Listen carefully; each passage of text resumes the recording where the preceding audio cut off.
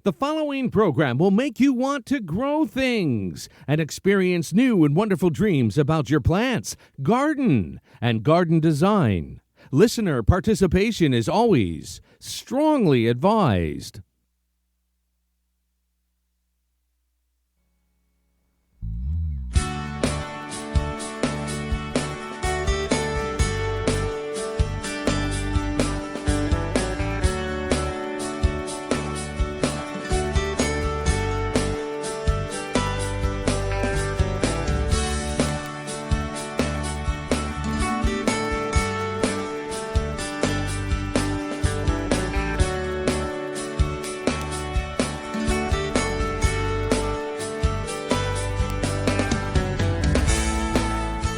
Welcome to Down the Garden Path with your hosts Joanne Shaw and Matthew Dressing, right here on Reality Radio 101.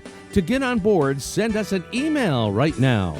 Our email address is instudio101@gmail.com.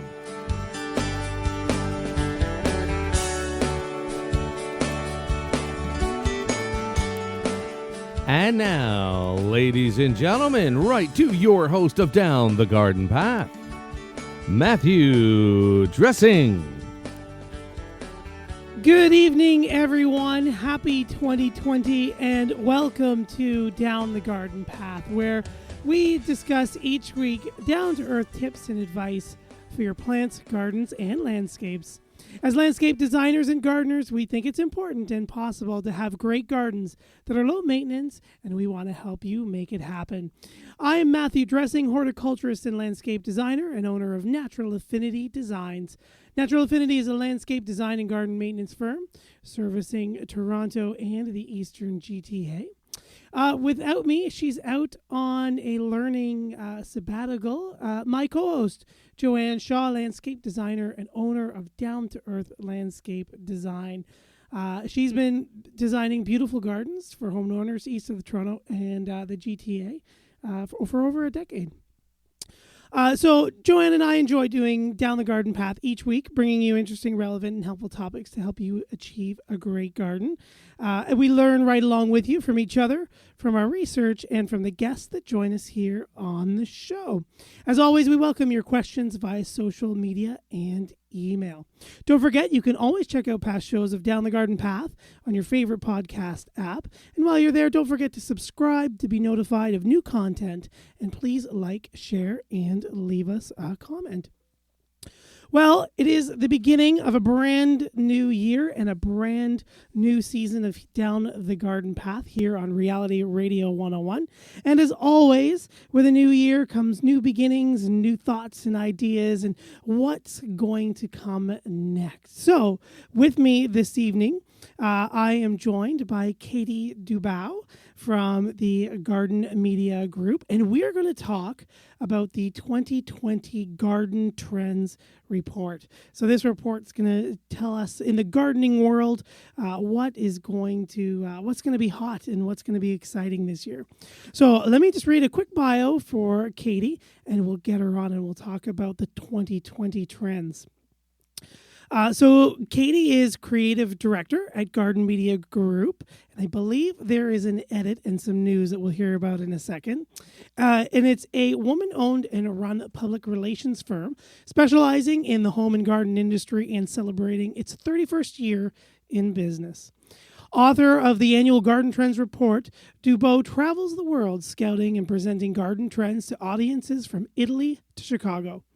Dubow is a guest host on QVC for Cottage Farms, a judge at the Philadelphia Flower Show, the inaugural recipient of the Emergent Communicator Award from the Association of Garden Writers, a vice chair of the Pennsylvania Landscape and Nursery Association, and an awarded member of the 2018 40 Under 40 from Greenhouse Product News. Previously, she's worked on CBS Studios in New York City and was a public relations and marketing manager at Monet Jewelry. Katie received a degree in communications from Northeastern University, where she was also a Division I rower on the crew team. Dubow lives and gardens in Westchester, Pennsylvania with her husband, 2 daughters, 1 dog, and 6 chickens. So you can find her in the garden with her children practicing yoga or dancing to Zumba. Her goal is to convince people that brown thumbs can, in fact, be turned green. Welcome to the show, Katie. Thank you so much, Matt. And in fact, missing Zumba for this interview. So I'm right. sorry. It's worth it. Well, we're glad that we could have you here. And we're sorry that you're going to miss your Zumba class. I'm excited to be here. Excellent. So we did say that you are creative director at Garden Media Group. And was there an email recently updating that position? There was, yes. So this is a family business. My mom started it in 1987 or 88. Sometimes she tells a different version of the story, as a good PR person does.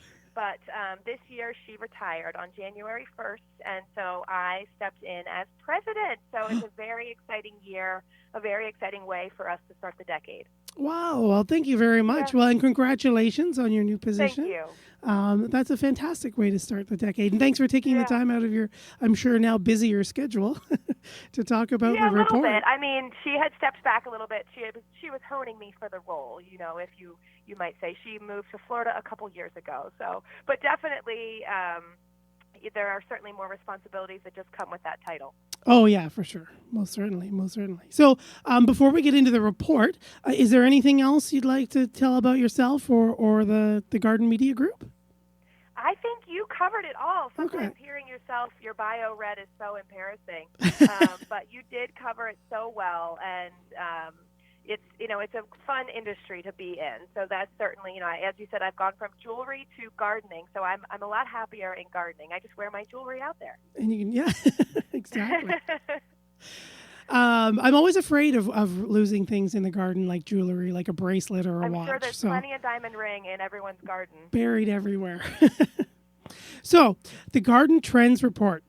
The report's highly anticipated every year, and it's something that the Garden Media Group has published annually since 2001. I know I look forward to seeing it every winter, beginning of new year type thing. So can you talk to our listeners just about how much work goes into producing the report and how you guys are able to spot the trends? Yes. Well, thank you. I'm glad you look forward to it. It's something that is a labor of love. We actually start working just about when we wrap the other trends. So they're released to our industry actually in July. And so that's when we spend about now all the way through until the due date when I give them the presentation to the industry. We spend working on them. And, we really start on a global scale. We look and see what trends are happening outside of our industry, because as much as we love gardening, I think we can all agree that usually we are not setting trends. And so we look and see what's happening in home design and in fashion. And then we interview some of our trusted media sources, the people who put together some of your favorite magazines, Canadian Home and Garden, Better Homes and Gardens, all across North America.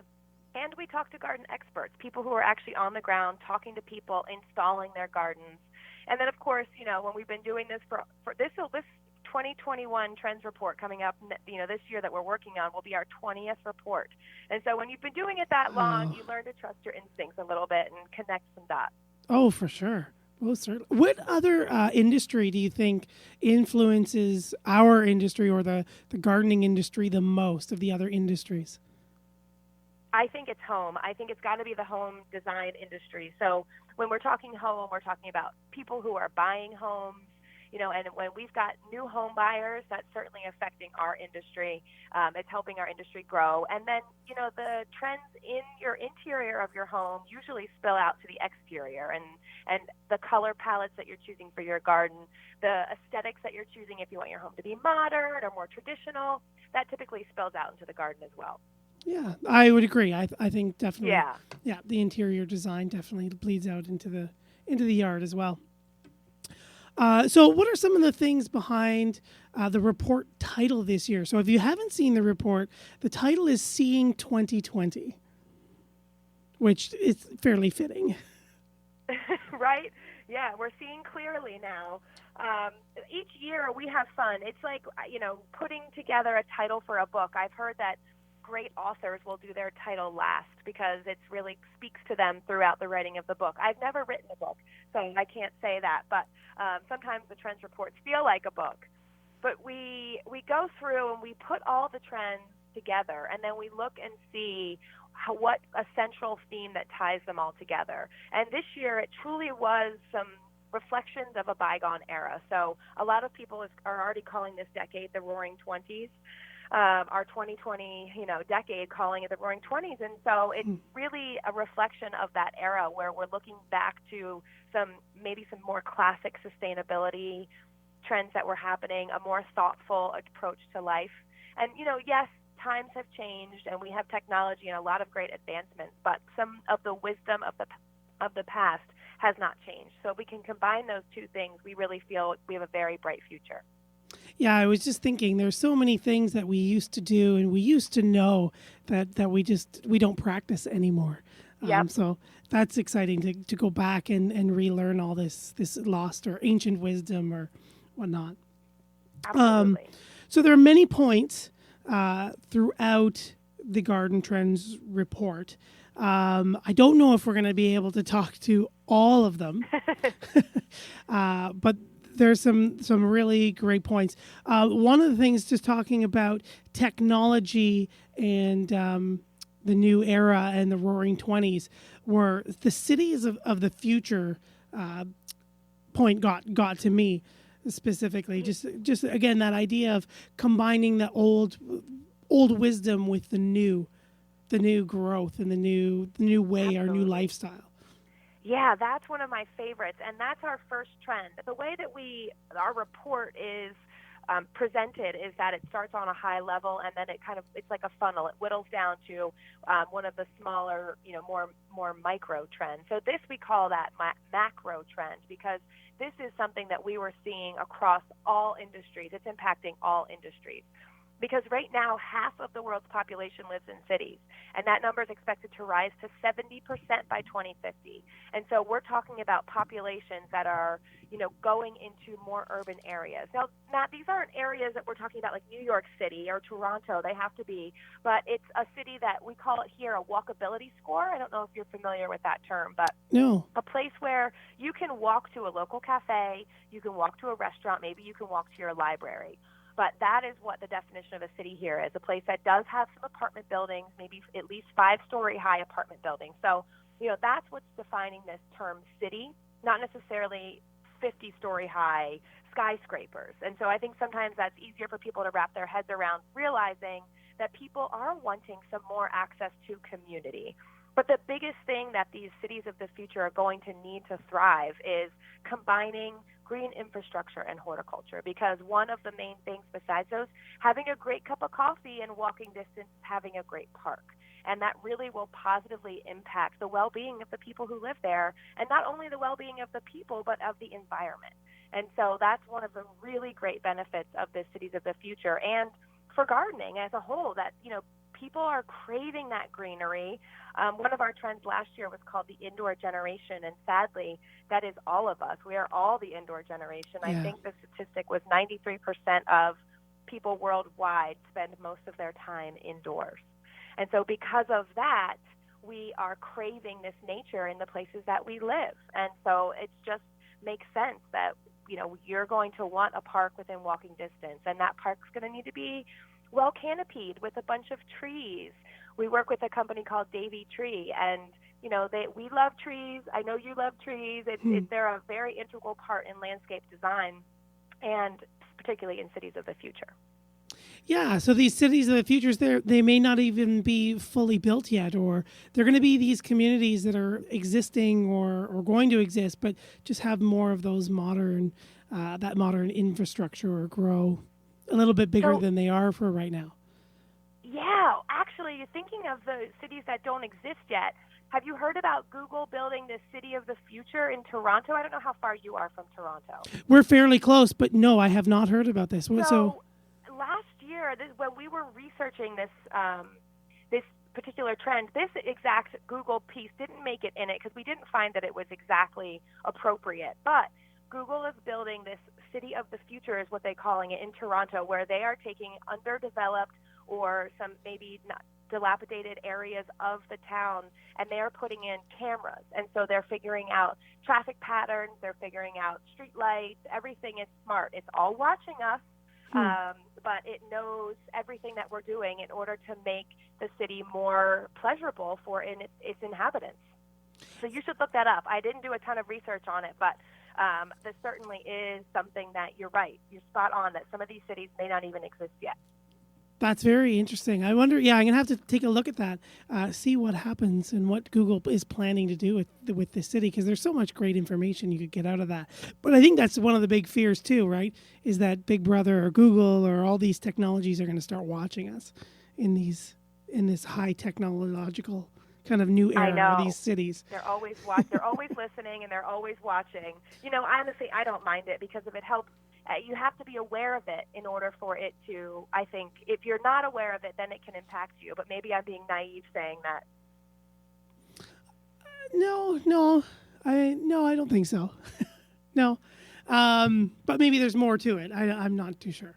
But so as we move to our next trend, Nancy's just writing in.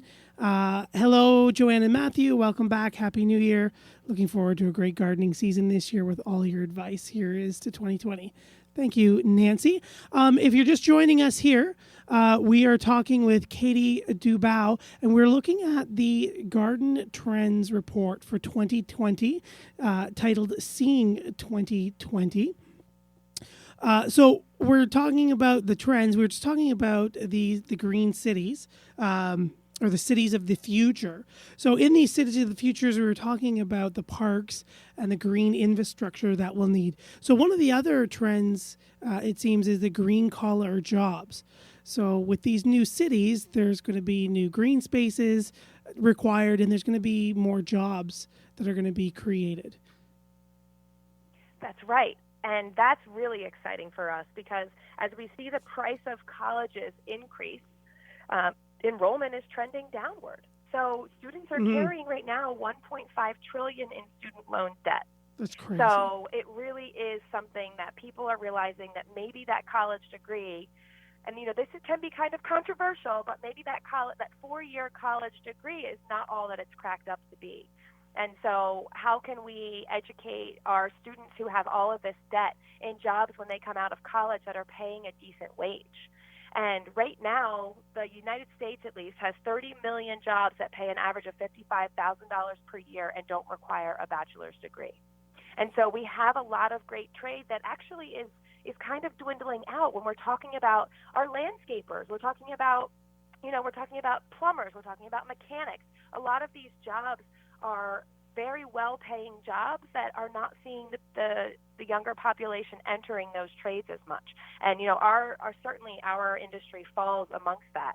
Now, there are certainly many important jobs in our industry that require higher learning, just like any industry. But there are so many green jobs that don't require that college education. And so, the jobs are there, and I think one of the important things is that, we need to get creative about how to train them.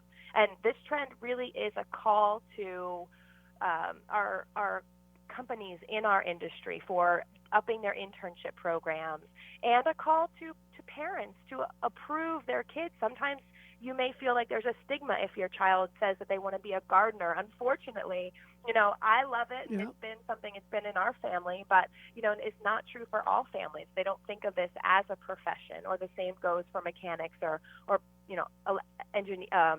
electricians, for example. And so it's just kind of a bit of a shift in attitude. And, gardening is on the rise. Some of the research that we found said that we're expected to reach almost $50 billion by 2023. So we definitely, the industry is growing. And unfortunately, our jobs outnumber grads by 2 to 1. And so people are not entering the space. So we really need to be thinking about the diversity and, as I said, shifting our mindset to really just support our future students who want to enter this career path. Yeah. And any other information or the other trends or industries that you're seeing, do you think that it is just the stigma that is keeping these able-bodied workers from taking the interest in pursuing the career? Or I'm curious to hear your thoughts on this too. I think there's a stigma, but I also think that it's hard work. And so digging in the dirt, think about farming. And I don't know the statistics off my head, but I know that the farm workforce has dwindled drastically, like in the 90% from back in the 1920s.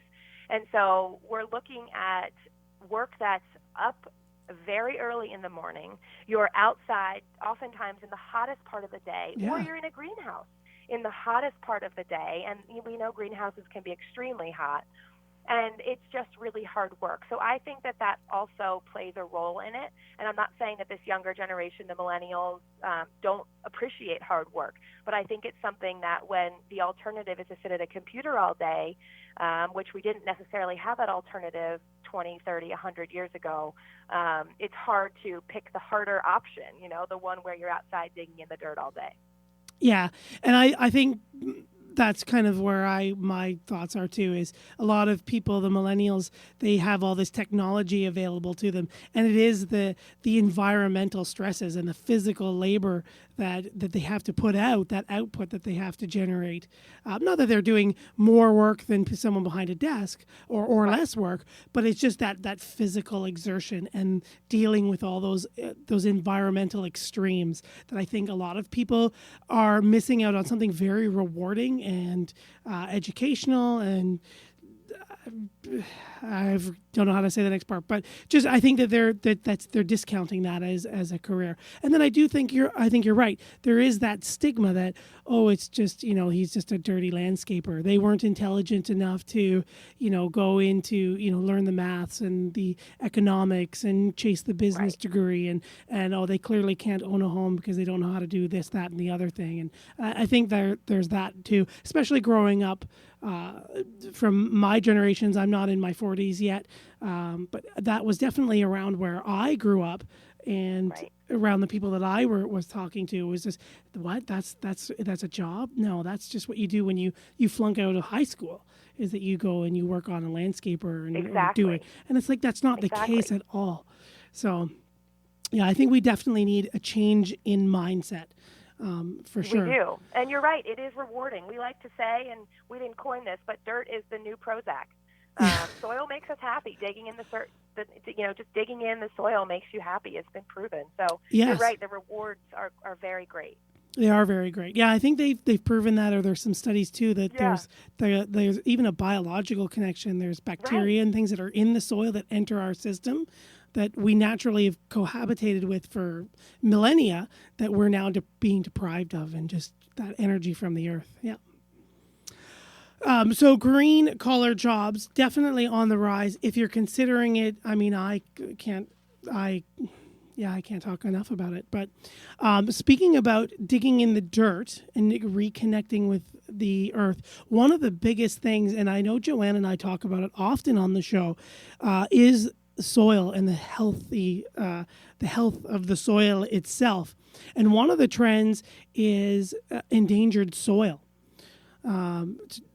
So do you want to talk about endangered soil and how we treating our soil? One. I'm so glad you picked this one to talk about. And after we came out with this report, we came out with our report in July, and around November, I think Whole Foods released their annual trends report, and then the company Fresh Direct also released an annual trends report, and both of them included regenerative agriculture in their trends as well. So I thought that was fascinating, that they are maybe reading our trends report, but also that they're picking up on the fact that we've got a big issue in this world, that between the fact of erosion, deforestation, you've got, climate change, you have just a lot of habitat loss and damaging land practices that have washed away 1/3 of our topsoil. And that's a huge issue. And according to the United Nations Food and Agriculture Organization, if we continue on this course, we'll lose all of our topsoil by 2050. And so that's a problem, because that's where the nutrient-dense particles and microorganisms live that help nourish our food. And so we need that topsoil. One of the things that I like to say when one of my friends asks me, my garden's not growing, I say, well, look at your soil. Mm-hmm. You've got to start in the soil. And a lot of these new developments, you think about how they put together these developments, the first thing they do is they come in and they bulldoze all of the topsoil off. Now, I'm not a contractor. I know they need to do that for a specific reason, but that's where all of those important nutrients are when you want to grow a garden in that backyard in your new home and your new development. So it's just, whether it's our personal body, your garden, your farmstead, your little homestead, it's so important to have that biodiversity. It's vital to an ecosystem, and you and I know that. But I think that these general gardeners, if we want, our mission, Garden Media Group's mission, is to get all 360 million Americans. One day it will be everyone in the world, but gardening's 365 days a year. Mm-hmm. And if we're going to do that, we need to have healthy soil, because you can't do it in, if you're treating your dirt like a four-letter word. And so that's how we're going to survive. So the trend here is this new trend called regenerative gardening, or regenerative agriculture if you're in the food business. So it's kind of a building block on top of organic gardening, because it does all of the things that organic gardening does. You don't use chemicals, and you're putting nutrients back into the soil. So it's really meant to improve the soil. So it's kind of taking it even one step further than organic gardening, because you're then using cover crops maybe at the end of your growing cycle, or you're making sure that you're switching up where you're growing foods to regenerate that soil underneath your plants. And that's really one of the most important things that you can do. And that's what nature's doing anyways, right? It's naturally. Right? That's the Exactly. cycle that we've broken. Exactly. So just before I continue my thought, Carl writes in, missed you folks. Happy New Year. Looking forward to great topics this coming New Year. So thank you, Carl, for writing in. And I hope you're enjoying our talk here with Katie Dubow, Bow, sorry. And I knew I was going to do it. We're talking about the Garden Trends Report. Yes, exactly. We've broken nature's cycle, and that's what she's doing. Yep. And I like in your report, you have the line, we treat our soil like dirt. And we do. Soil is life. I always equate having healthy soil to us is like having healthy organs. What would you do? We're so conscious about what we put in our bodies. And some of us aren't. But eventually, that if you treat yourself wrong, you're done. And the same thing with the soil. If we don't take care of our soil is life.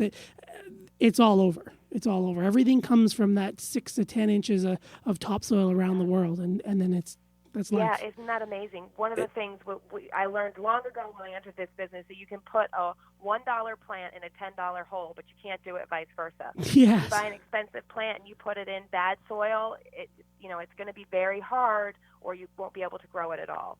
And so that's my favorite expression, is you really invest. And, those kind of practices, composting is one of the easiest ones to do. So it reduces your kitchen waste. You don't have a stinky trash can, and you don't have as much waste, and it goes right back into the earth. That's one of the best things that you can do to help this regenerative gardening practice. That's right.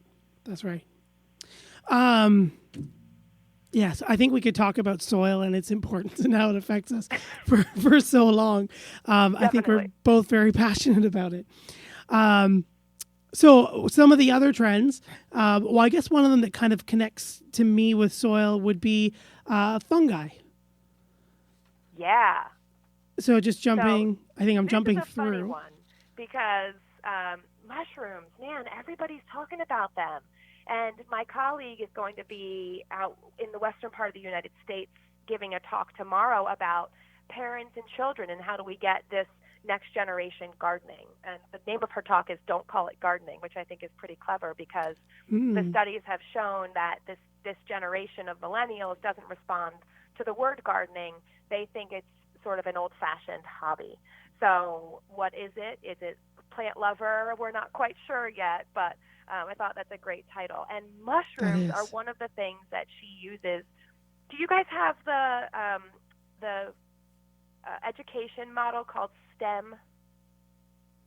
Not that I'm aware of. Not that you know of. So it's an acronym for science, technology, engineering, and math. And one of the things that a lot of parents are choosing to send their kids to STEM schools, so they get this well-rounded balance of these 4 things. And they also have something called STEAM now, which adds arts. Anyway, her talk talks about mushrooms as being a STEM exercise and how you can really dive. Maybe you're not going to get your kids to eat mushrooms for sure, but you can use them because there's so many fun scientific projects that you can do with mushrooms. Like, have you ever grown them in inoculated logs? No. They're so easy to grow. It's really fun for kids to watch how they grow. And so that was a really fun thing for me to think about, like, wow, we could really, this is just what gardening is about, is getting this next generation or passing it on to somebody and sharing your love of the hobby with somebody new. And they don't have to be young, but man, putting something in a log and watching a mushroom grow out of it I think that could be one of the more fun things for a kid to do. I agree. As a trend, certainly you see them everywhere now. They're in our grocery stores. You can drink mushroom teas, and they're a superfood, really. I mean, they are so beneficial for us, for our health, but they're also so beneficial for the earth. As you said, they are so tied into the soil because they're nature's cleansing system, really, is how we describe them, the more research I've been doing about them. And the really interesting thing is that recently these students from Yale came across a new mushroom that I'm not even going to try to pronounce. You may want to take a stab at it if you want, but it's a mushroom from the Amazon that actually eats plastic. So that's pretty cool, but it can also live without oxygen. And so the really groundbreaking thing about this mushroom is that we could put it at the bottom of landfills. And so it would start eating landfills from the bottom up. So it would really help. One of the biggest problems we have is our waste. And, yes. It's an enormous issue of what to do with all this enormous waste. And so our landfills are piling up. And so if there could be this natural solution that would help decompose and give us more space, that would be really, really wonderful. How amazing! Yeah, how exciting and amazing is that? Something that can eat plastic and it doesn't need oxygen. So what a wonderful way to reclaim our land and just make us look at garbage in our waste systems just completely differently. That's exciting. So it is. And then somebody actually ate one of these mushrooms, which I'm not sure I'd be so brave to eat a mushroom that ate a ton of plastic. But she said it actually tasted good, and it didn't have any kind of plasticky taste. And so, this could also possibly solve some hunger problems. So we've got these mushrooms that are doing double duty. And one of the issues we have, not just in our industry, but is a plastic problem. We've got, Definitely. You as a landscaper know that you've got plastic pots piling up, I'm sure, all over the place. And so what can we do? What can we do about that? How can we start making and enacting change on our own without having to be told by society to make some change? Like, last summer was the summer of the plastic straw. Yeah. You saw those pictures of straws up turtles' noses or seahorses covered in plastic bags, and, you get bombarded with these images, and pretty soon you've got the world forcing you to enact change. And so I would really love for our industry to be ahead of that and enact change without somebody telling us we have to. And we should, right? It only just seems should. natural that we would do this, that we would say, look, this is the way we need to be. Like, let's go this way. Yep. I had a thought, but it has escaped me. So I'm going to just quickly jump over. David writes in, hello, relatively new listener. Happy New Year. Looking forward to your tips and guests this year. Great show, David. So thank you, David, for tuning in. If you are just tuning in, I am here with Katie Dubow, sorry, Katie. That's all right. Everybody does it. Does everybody do it? Yeah. And I'm just doing it across the airwaves for thousands of people. So I apologize. But we're here, and Katie's talking. She's from the Garden Media Group. We're talking about the Garden Trends Report for 2020. So what's happening in the world of gardening? What are the trends? What are we doing moving forward for this year? And just in general as an industry. So please feel free to write us in if you have questions for Katie, if you have some trend questions, or perhaps you're seeing a trend that didn't make the report that you'd like to ask her about. You can write us here at instudio101@gmail.com. So the power of funguses. So that's an amazing plastic-eating fungus that could solve a lot of problems. What I think we talked about soil and we both enjoyed that. What was your favorite? Have we talked about your favorite trend so far this year in the report? The soil one is definitely my favorite. Besides that, I also love the trend about frogs. Okay. One of the things, when you've been doing this for 20 years, we have to come up with a lot of new trends. But one of the things, we started talking about pollinator-friendly spaces, I'd say, I don't know the exact date, but let's say about 10 years ago. And, of course, that is still on trend. It's still it's peaked, and I wouldn't even say it's a trend anymore. When Cheerios has their honeybee disappear off the front of their Honey Nut Cheerios, you know that trend has reached mainstream. And so, certainly we've got a lot of the world talking about the benefits of pollinators and the need to save our honeybees.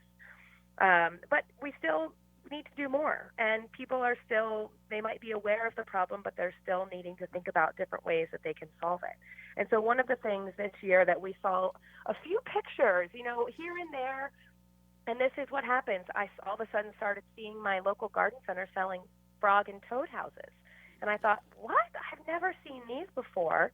And then I'm seeing one of my favorite garden writers posting, Margaret Roach. She's posting pictures of mating frogs, which is very interesting. But she knows a lot about how to tell the difference between a male and a female, and it depends on their eyes, or maybe it's the ear. I don't know if you know, but it's so interesting. And I thought, here I am seeing frogs in multiple places. And, honestly, if you're taking care of the amphibians in your garden or the birds, you're taking care of the pollinators. And it's a full circle moment. And so really, one of the big things, frogs and toads and other amphibians don't get a lot of play, but they're also going extinct at an alarming rate. Their habitat is being destroyed from pesticide use or pollution or increased UV radiation, climate change, all of the things that are decimating the pollinator populations is happening to the frogs and toads as well. And so one of the things that our trend report does is helps people figure out how to increase their frog and toad populations. I thought it was kind of funny. I gave this talk to a group of garden center owners, and somebody raised their hand and they said, well, how do I get frogs to come to my garden? And I said, well, how do you get bees to come to your garden? You invite them, you send out an evite to them, you plant for them. You provide the right habitat for them and they will show up. And really, it's our responsibility to do that for them because we can create lush, beautiful habitats that are eye-pleasing to us, but also pleasing to these frogs. And, they do double duty because not only are they providing, when you have this frog-filled, noisy symphony of a yard, they're also eating mosquitoes, slugs, other plant-damaging insects along the way. And so that's what a lot of these natural predators do is you invite them into your garden and they help you by cleaning up your space. That's right. It's all a cycle, right? It's the soil and the insects and the frogs. It's all a cycle. Exactly. We can maintain all connected. it. They're all connected. Exactly. And when you're doing the right things, as in having some water for them or not adding chemicals to your soil, as you said, right. You're inviting the frogs, and all of a sudden they'll just show up. It's a beautiful thing. And I work at a local garden center as well, and we actually had a small water feature we had in our side yard, and it just became, it wasn't in the main view anymore, and the pump had broken, it didn't get repaired, but it sat filled with water, and we were on the edge, or we used to be kind of on the edge of this wooded area. And no sooner do we go out and look to kind of take care of it later in the summer because, spring is busy. Yeah. It's our main time. There are frogs everywhere. Oh, my gosh. I love it. The mosquitoes have taken over the water, but the frogs have come to the shelter of the surrounding. I think there were some rows of Sharons along the edge of it. They're all, hiding in the shade, and they're on the edges of the water feature that goes down, and they're eating the mosquitoes and the other beetles and everything. And we had just left it there. It was just standing water that had some plant life, and they showed up. So Yes. we ended up just leaving it there because we were. Oh, I love it. Yeah, we just left it there. I think it stayed for a few years, and then someone told us to get rid of it. So unfortunately, Yeah. it did eventually go. But all of our hearts broke because we were all like, "What about the frogs? We've got our family of frogs. They just moved in." But I love it's that simple. And, one of the suggestions in our report is to have it be a pumpless or no waterfall pond, because it does minimize some disturbance, and they do I think that it's better for the frog eggs and or the frog eggs. But I have a small pond that we have a waterfall, and we turn on our waterfall every once in a while, maybe once a week, and we still have frogs. So I think they prefer it that way.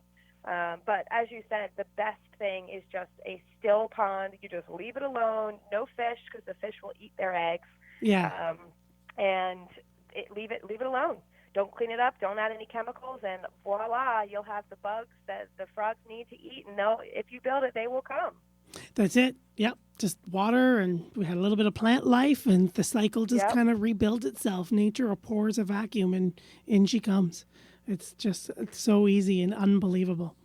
Yeah. So if you're pond listeners and that's the trend, keep those frogs and, rebuild that cycle that you have. And interestingly enough, I back in 2015 to 2017, when the California area of the United States was experiencing extreme drought, water gardening decreased drastically. A lot of garden centers here, in fact, just closed their entire water gardening departments. But we have seen as that, our southwest and our west have, they're not completely out of drought, but it's better. We've seen this resurgence of people's desire to have water gardens, because it's also peaceful for people, having a little bit of, the sound of trickling water or the sound of frogs or whatever, just the sounds of nature. As we talked about before, it's restorative. It makes you happy being out in the garden. These are all reasons why you and I garden too. And it's amazing to see the growth over the last 2 years of that hobby. Yeah, and I think it's just so like in our almost instinctual. Like it's just so part of our being and being connected and being on the planet, to have that sound of water and being outside and digging and just being connected, part of being connected. So yeah, that's totally understandable as why they would miss that and have that craving to come back to that resurgence of that industry or that side of things, for sure. Yeah. So we've got about 10 minutes left. Was there any other exciting trends? There's a couple that we haven't touched on just yet. So we talked about. The funny thing is, I give this talk a lot of places. Yeah. And we left out color one year because we thought, Pantone really, they do this whole big color trend report. In fact, everybody does color trends. We're not the experts. Let's just leave it out. And if you wouldn't believe it, the first question, well, what's the color of the year? Wait, we missed we didn't say us what the color of the year was. So we put it back in, and it's been a lot of fun. 2 years ago, we predicted purple, and then Pantone actually also predicted purple. And then last year, we said the color was going to be mint, which was a lot of fun. Pantone did not agree with us, but that's okay. They picked a coral color, which was really beautiful. And then this year, we settled on indigo, the color indigo, because when we were talking about sustainability, it really tied in nicely with the rest of our report, because lately, in the last 50 years or 100 years, let's say, we've used a lot more unsustainable or synthetic indigos. We've gone away from traditional indigo dyes. And that's a super unsustainable process. It involves a lot of water and a lot of chemicals. Mm-hmm. And so we've seen this year in researching the color indigo, big companies like Levi's and Wrangler who are reversing their policies. And not only are they using more traditional methods on some small batches, but they're upping their, trade-in and their recycling programs. And so we're just seeing a more sustainable trend for the color indigo. But then, of course, we've got a ton of, the blue plants in our industry are always the most sought after. And so we've got, hydrangeas, salvia, lavender. Yeah. We've got our false indigo. And so we've got berries from the company Bushel and Berry, who have these container berries. And so we've got a lot of really fun blue plants in our industry. And then you can always accessorize with the color trend. There's a garden center near us that hosted a shibori workshop, which is this Japanese technique of, it's almost like sun dye, if you've ever done the blue pattern and kind of bleached out a piece of fabric, and it looks a little bit like that, but it's a really neat and very easy workshop. And so this color indigo just popped out at us all over the place. And then wouldn't you know it, when Pantone came out with their color, they named it Classic Blue, and it's very indigo looking. So they may be reading our trends report too. Who knows? They could be taking their cue from you. Yeah, blue. It's such a classic, and indigo is just so nice and rich in its colors. I love it. It's one of the blues are always neutral, right? So it's easy to accessorize exactly. with. It's very calming to the mind. Everything goes with blue. I mean, like you said, we wear jeans, right? What do we wear with jeans? Every color under the sun. It's a very neutral color. I think, I don't think they'll probably pick a black, but no. Or a white. So it is a very neutral color. A lot of people, when it did come out, the response, not our color, because we don't get the kind of press that they get on their on their color report, but people said, "Oh, that's kind of boring." But I thought so differently, because I guess in the garden world, that blue hue is something that people are really looking to get and achieve. We've got a lot of the purple, but getting that classic blue is something people are always looking for. So I know that in the garden, it's something that we're always just seeking, and so I don't find it boring at all. I think it's also a color of nature. It's not one of these neon bright in your face colors, and so I think that says a lot about where trends and design are going as well. Yeah, definitely. Back to those kind of natural colors and that natural instinct, it seems. Blue can just go with everything. And just thinking about the gardening world, I believe that blue, genetically, to find a true blue, is the hardest color to come across in plants, is just genetically true blue, followed by genetically a red. So, yeah, we are always looking for the blue. I think red is the next, if I remember correctly. Oh, interesting. Which you can see, I would see much more often, but I guess because we've got those bright orange and pinks. Yeah. I think there's a few other colors that lead into it more so than the blue, because you always get like the off purples or the weird magentas and things that go into that lavendery kind of blue, or what we call blue in the gardening industry. It tends to be more those weird purples. And the thing about the color trend, and really all of our trends, that we just like to remind people is that we're not trying to ask anyone to change their entire garden. No. You'd be doing that pretty frequently, but this is just something that's fun. We find it a tremendous amount of fun to research these and have the feedback from people. And as you asked your listeners, for what they're seeing too, that's one of the most fun parts of this, is when it starts a dialogue. What do you see trending in your neighborhood? Because we all live in such different parts of the world, and that's one of the things that home design cannot do is, one person's living room is probably the same climate as the next person's living room, but not your garden. And so that's, certainly what keeps it different and keeps it a lot of fun, is that trends are just fun. They're not to be taken too seriously, but help us all remember that, why we're gardening in the first place. We're doing it for our own personal happiness, or you're doing it to help the environment, whatever your reason, just, as a reminder of what that is in the first place. Yep. And I think we enjoy feeding our curiosity with learning what everybody else is doing and celebrating all the differences and the different perspectives that we have on something that we just take for granted that's every day. Yep. But wow, you're doing it this way. So very, very cool. So we're reaching the top of our hour. Was there anything else you wanted to promote or talk to about the garden report? Anything else like that? Well, I think one of the things we didn't talk about is houseplants. And I don't Very know true. if you're seeing this. I know that Money Magazine just came out with a big article titled "Millennials Aren't Buying Homes, but They're Buying Houseplants." But they're buying houseplants. So one of the things I think I would love, for your listeners to just observe how they're seeing, the younger generations, or if you're looking for a gift to buy someone, plants are becoming one of the most popular gifts, because it's a passing down of that love, as we said, because we know that people are still a little bit afraid.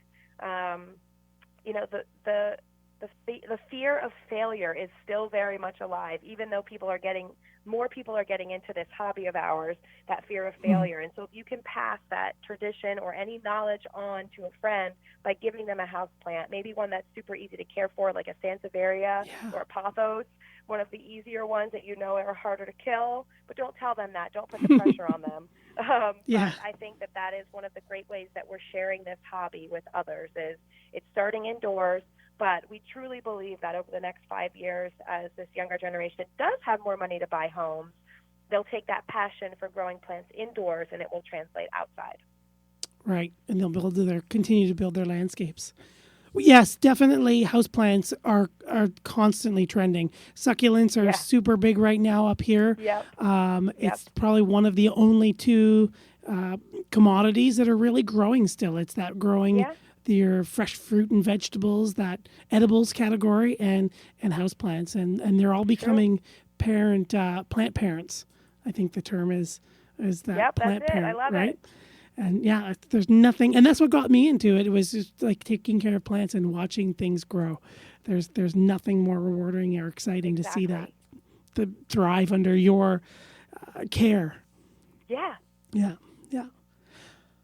So there's a lot that we covered in the report, and there's a lot more detail in the report, some statistics and lots of excellent thoughts and ideas that the report still has to share.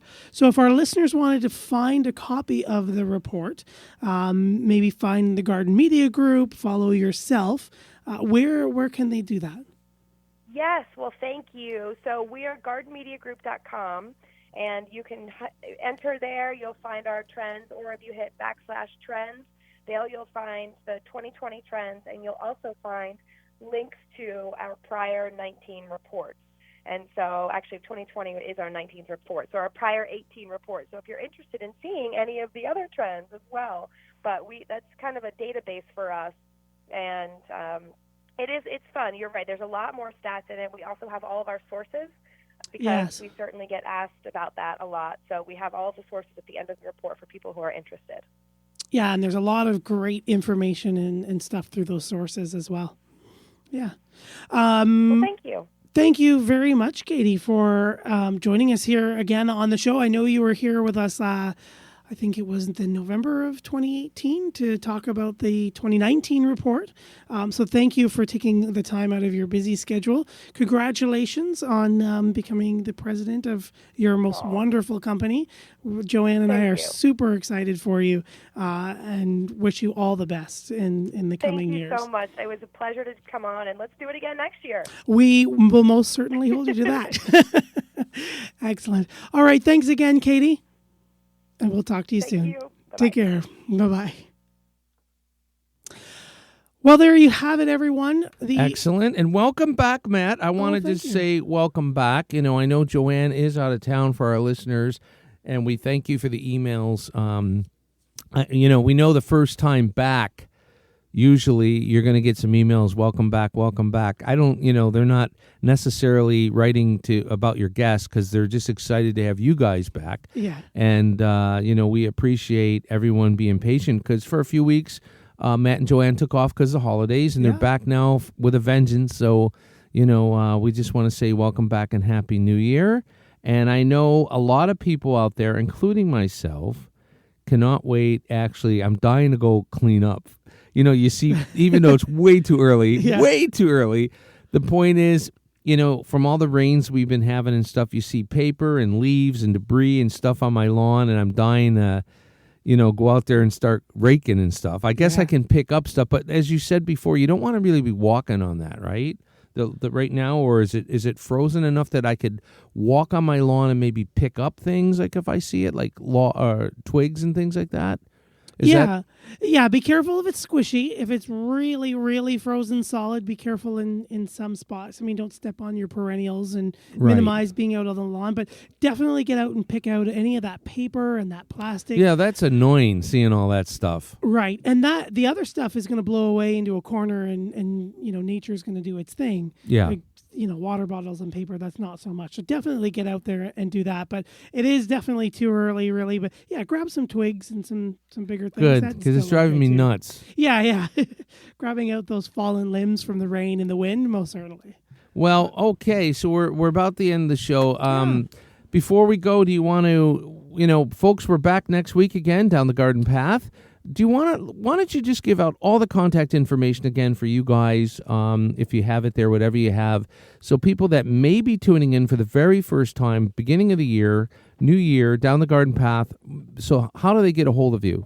Yeah, you got it. So you can always reach us here at instudio101@gmail.com. Gary, you're very gracious at forwarding email from listeners. But you can always reach Joanne and myself any time of year or any time of day at our own stuff. So you can find me, Matthew, at naturalaffinitydesigns.ca. That's my email address, matthew@naturalaffinitydesigns.ca. You can check out my website, www.naturalaffinitydesigns.ca, with all my social media links there as well. Don't forget to check out Joanne. You can reach her through her website, www.down2earth.ca, and reach her directly at joanne@down2earth.ca at any time, and her links to all of her social media is there as well. As Gary, as you were saying, just it's a new year. We are back. We are excited. We've got lots of new guests and shows lined up for you, and we're going to launch some more social media at the beginning of on February. But stay tuned. Next week, January 20th. We're going to be joined again by Trish John from Your Spiritual Connection. We're going to talk about feng shui in your garden. And Joanne will be back, correct? And Joanne will be back with me on that show, so I won't be flying solo. And then we're going to finish Joanne and I off the rest of the month of January with Spring Meadow Nursery's Natalie Carmoli with What's New for 2020. So she works with Proven Winners. We're going to talk about all the new and exciting plants and offerings and things for the upcoming year as well. Excellent. Well, Matt, thanks. Thanks again. We welcome you guys back. Yes. We're looking forward to everything and in a new year. So thanks. Yes. Thank you, everyone. Thanks for tuning in this evening. Thanks, Nancy, Carl, and David for writing in. Thanks, Gary, for producing this wonderful show. And thanks again, everyone. Happy New Year. And thanks again for joining us down the garden path here on Reality Radio 101. Thank you for listening to Down the Garden Path with your hosts, Joanne Shaw and Matthew Dressing, right here on Reality Radio 101.